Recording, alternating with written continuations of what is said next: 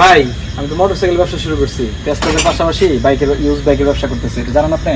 তা খুব ভালো, কবে থেকে শুরু করছো? এই তো 15-20 দিন হলো।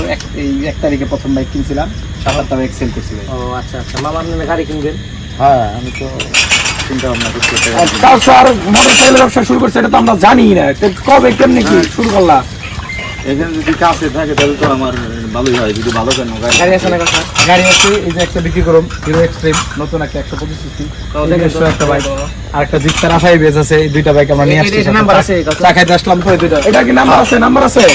আর টাকা তাহলে এটা দেন। এটা রেজিস্ট্রেশন সহ দেখেন, এটা হিরো এক্সট্রিম 28 বেজ 125 সিসির মধ্যে এর সব চাপের গাড়ি। দেন ওটা দেখেন। তো ঠিক আছে, এখন দেখি দাম দর কেমনি কত ই করা যায়। হ্যাঁ, 20 চাইলাম, খুব ভালো লাগলো। এখন দাম কত রাখবে যদি দামটা ক্লিয়ার করে থাকে? মামা আমি তো সবার কাছে আস্কিং 1,60,000 দাম চাচ্ছি।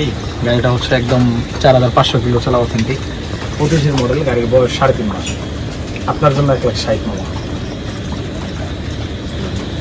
কাগজপত্র সব আছে? কাগজপত্র আছে, 2 বছরের রেজিস্ট্রেশন সহ, 74 সিরিয়ালের বিআইটির নাম্বার, আপডেট নাম্বার।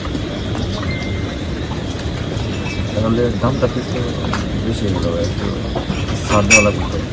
কমই তো বলে দিলাম মামা, 1,60,000। আচ্ছা, দাম 25-এর মডেল 40 টাকা। না মামা, 40 এত কম দামে, এত ডিফারেন্স আমি দাম বলে দিলাম।